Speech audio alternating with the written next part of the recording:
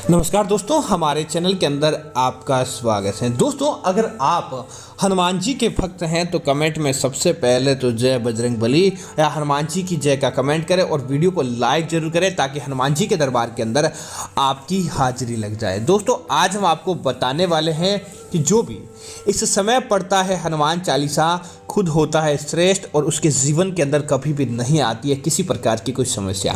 दोस्तों, वैसे तो हनुमान चालीसा पढ़ने मात्र से ही भक्त के काम बन जाते हैं, क्योंकि दोस्तों हनुमान जी इस कलयुग के साक्षात जागृत देवता है। सारे देवी देवताओं के अपने किसी न किसी कार्य को पूर्ण करने के बाद देवलोक लौटने के प्रमाण मिलते हैं कि उनका देवलोक वह चले जाते हैं और उसके बाद भक्तों की कार्यों के अंदर लग जाते हैं। लेकिन दोस्तों, हनुमान जी ही कलयुग के ऐसे जागृत देवता है जिन्होंने अंतिम समय तक धरती लोक पर रहने का और विराजने का उन्होंने निश्चय किया और कहा कि जो भी भक्त सच्चे मन से हनुमान जी को याद करेगा उसके जीवन के अंदर हनुमान जी की हाजिरी लग जाएगी और उसके जीवन के अंदर कभी भी किसी प्रकार का दुख दारुण्य नहीं आना चाहिए। बस आपकी भक्ति सच्ची होनी चाहिए ताकि हनुमान जी की कृपा आपके जीवन भर बनी रहे। आज दोस्तों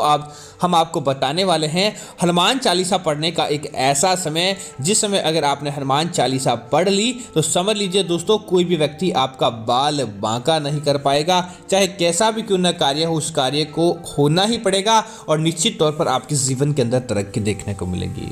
तो दोस्तों, बात करते हैं हनुमान चालीसा पढ़ने का सही समय और सही विधि ताकि आपको उसका संपूर्ण लाभ हो।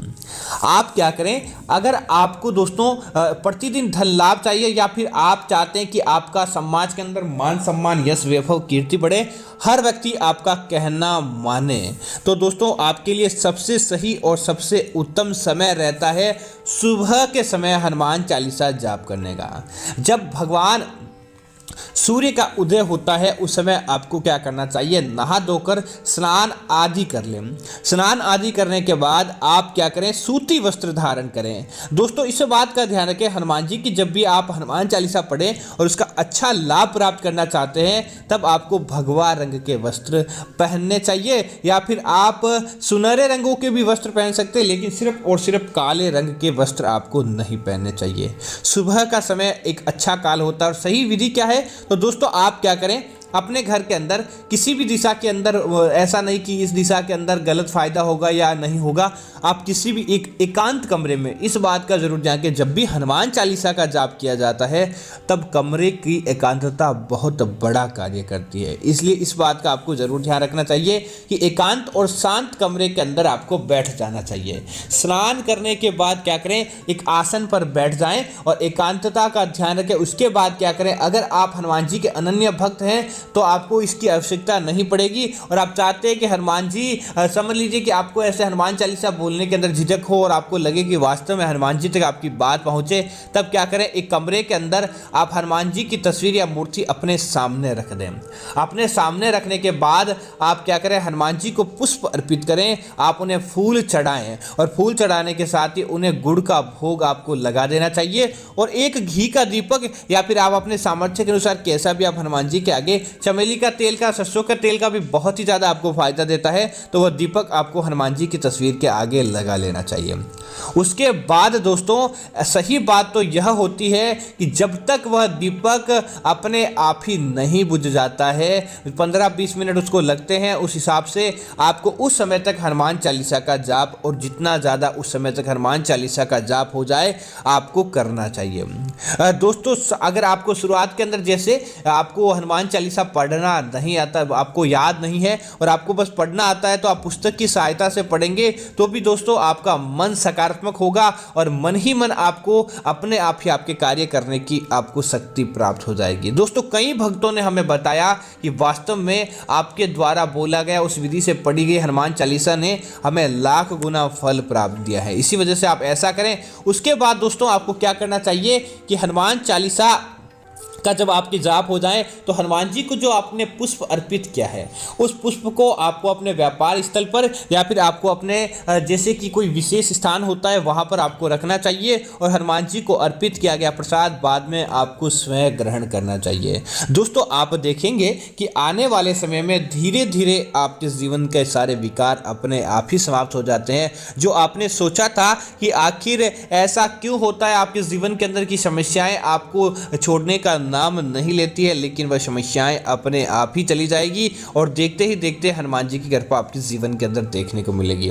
दोस्तों इसी तरह एक बात और है कि अगर आप चाहते हैं कि रोजाना आपसे हनुमान चालीसा का जाप संभव नहीं होता है और मंगलवार विशेष के दिन आप हनुमान चालीसा का जाप करना चाहते हैं और चाहते हैं कि आपको मंगलवार के दिन हनुमान चालीसा का फायदा मिल जाए और सुबह का समय आपके लिए सही नहीं रहता, तो आपको कैसे हनुमान जी की भक्ति का और उनकी पूजा पाठ का लाभ प्राप्त हो, तो आपको एक काम करना चाहिए कि मंगलवार के दिन जैसा आपने सुबह स्नान आदि किया है और शाम के समय आप मंदिर जाकर आना चाहते हैं, लेकिन आपको मंदिर कहीं रास्ते के अंदर आप स्नान आदि आपसे संभव ना हो, तो ऐसा नहीं कि आप पूजा नहीं करें, बिल्कुल आप पूजा कीजिए। आपको क्या करना चाहिए, आप हनुमान जी के मंदिर जाएं और हनुमान जी के मंदिर जाने से पहले आपको कहीं पर पानी वगैरह ऐसा आपको मिल जाता है तो आपको सोने की जो भी वस्तु आपके पहने हुए होती है या तो वह या फिर अन्यथा आप क्या करें, अपने हाथ के अंदर आप गंगा जल की कुछ बूंदें ले लें या फिर आप पानी के अंदर थोड़ा सा सोने का स्पर्श, स्वर्ण पानी जिसे कहा जाता है, स्वर्ण पानी जिसे कहा जाता है, आपको उसके छींटे अपने माथे पर ऐसे मारकर उसके बाद हाथ मुंह धोकर पैर आदि धोकर हनुमान जी के मंदिर आपको जाना चाहिए। इस बात का दोस्तों ध्यान रखें कि जब भी आप हनुमान जी के मंदिर जाएं आपके मुख के अंदर किसी प्रकार की कोई चीज़ नहीं होनी चाहिए। जैसे कि अगर आप गुटखा आदि का सेवन करते हैं तो आप इस प्रकार का अपने मुख को एकदम साफ कर लें और हो सके तो उस दिन शराब मांस आदि का सेवन नहीं करें, तो ही आप हनुमान जी के मंदिर जाएं। उसके बाद क्या करें, हनुमान जी का आपको हनुमान जी के चरणों का सिंदूर आपको लेना है और उसे अपनी हथेली के, जैसे आप बिंदी लगाते हैं अपने माथे पर, उसी तरह अपनी हथेली के बीचों बीच आपको बिंदी लगानी है और उसके अंदर आप क्या करें, हनुमान जी को निमित्त की गई प्रसाद की कुछ दाने या फिर अनाज या फिर थोड़ा सा तिल ऐसा आपको अपनी हथेली के अंदर लेकर आपको बंद कर लेना है और उसके बाद आपको क्या करना है, हनुमान चालीसा का जाप आपको करना है। और उस जब भी आप हनुमान चालीसा का जाप करें एक चौपाई बोले, आपको अपनी मुट्ठी के अंदर जैसे आपने बंद तिलक और एक थोड़े से तिल के दाने आपने डाले हैं, आपको उससे अपने हथेली पर आपको जैसे ही आप हनुमान चालीसा की एक भी चौपाई का जाप मारे उसके ऊपर आपको फूंक मार देनी है। ऐसा करके आपको हनुमान चालीसा का जाप मंगलवार के दिन करना चाहिए और जब आपका हनुमान चालीसा का जाप हो जाए तब एक बार आप मंदिर की परिक्रमा कर दें और मंदिर की परिक्रमा करने के पश्चात आप क्या करें, उस तिल का जो आपने हनुमान जी को जो भी चढ़ाई आपने प्रसाद थी अपने हाथ के अंदर रखी, उससे आपको स्वयं ग्रहण करना चाहिए। उसके बाद दोस्तों देखिएगा कि आपके जीवन के अंदर कैसे फायदा प्राप्त होता है और देखते ही देखते आपके सारे कार्य आसानी से संपन्न होने लगते हैं। हनुमान चालीसा का आपको सच्चा और समूचा लाभ प्राप्त हो जाता है। दोस्तों हनुमान चालीसा पढ़ने का आखिर आपको क्या फायदा मिलता है, तो दोस्तों आपको फायदा भी पता होना चाहिए। सबसे पहला तो यही फायदा होता है कि हनुमान जी की असीम कृपा आपके जीवन के अंदर, आपके घर के अंदर देखने को मिलती है। हनुमान जी के माध्यम से बल बुद्धि विद्या किसी प्रकार की आपको हानि नहीं होती है और आपके जीवन के अंदर हर प्रकार का दुख अपने आप ही आपसे कोसों दूर चला जाता है। दोस्तों दूसरी चीज की बात करें आपको क्या फायदा प्राप्त होगा, तो दोस्तों दूसरी चीज यह है कि आपके जीवन के अंदर से छोटी मोटी समस्याएं, बीमारी या नजर दोष और वास्तु दोष अपने आप ही समाप्त हो जाता है।